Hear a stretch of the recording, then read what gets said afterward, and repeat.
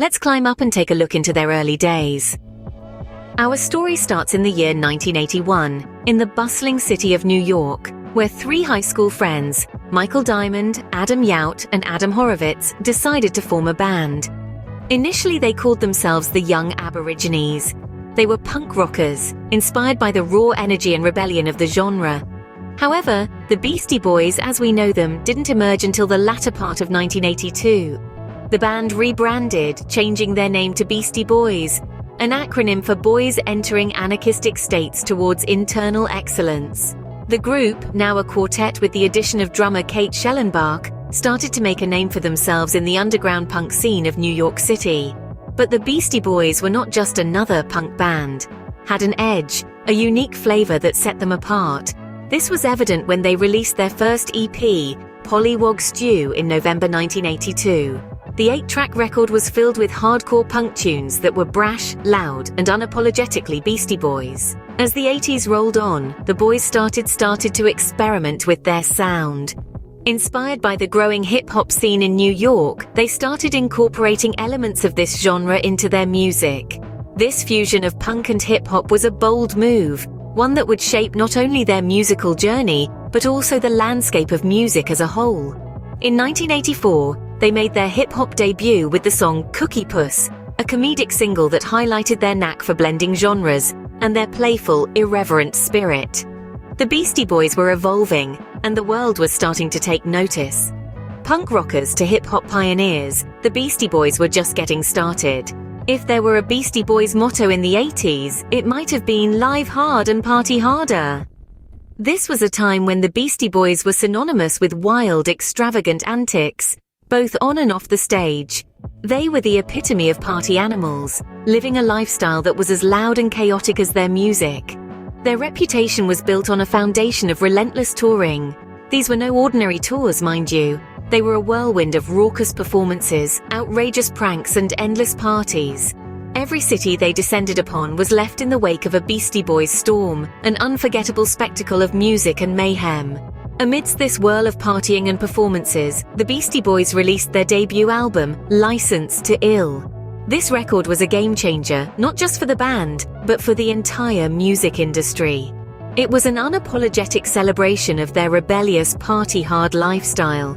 The album was a commercial success, soaring to the top of the charts and making the Beastie Boys a household name. But with fame came controversy. Their wild reputation and the themes of their music drew criticism from many quarters. Accusations of misogyny, glorification of substance abuse, and cultural appropriation were leveled at the band. This negative publicity was a double-edged sword.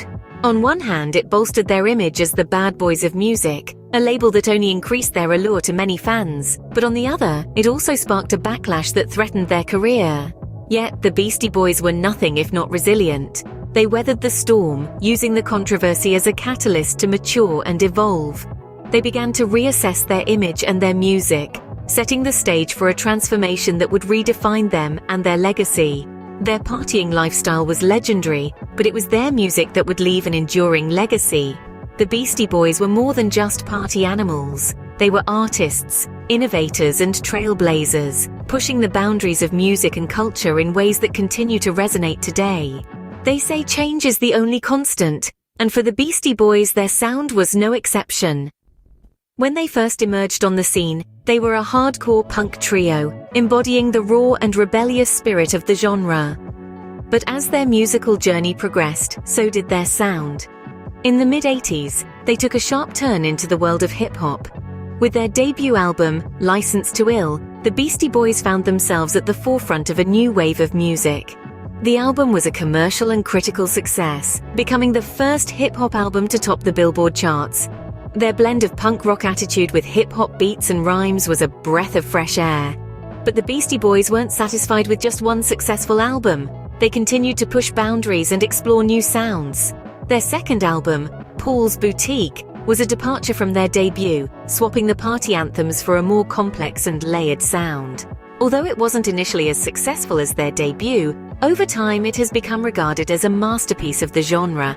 The 90s saw the Beastie Boys delve even deeper into experimentation. Albums like Check Your Head and Ill Communication saw them incorporating elements of funk, jazz, and even a return to their punk roots.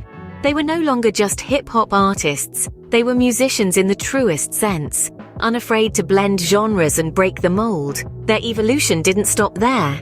In the early 2000s, they released To the Five Boroughs, a stripped-back return to their hip-hop roots. This album was a love letter to their home city of New York, and a testament to their versatility and willingness to adapt. Through their sonic evolution, the Beastie Boys proved they were no one-trick pony. They were artists, constantly evolving and pushing the boundaries of what was possible in music. Each album was a new chapter in their journey, a testament to their growth and their fearless approach to creating music. Their sound may have changed, but their spirit of innovation and rebellion remained the same, and that is the true magic of the Beastie Boys. As the Beastie Boys matured, so did their perspective on life and society. A transformation took place where their wild, party-filled days began to give way to a more profound understanding of the world and their place within it.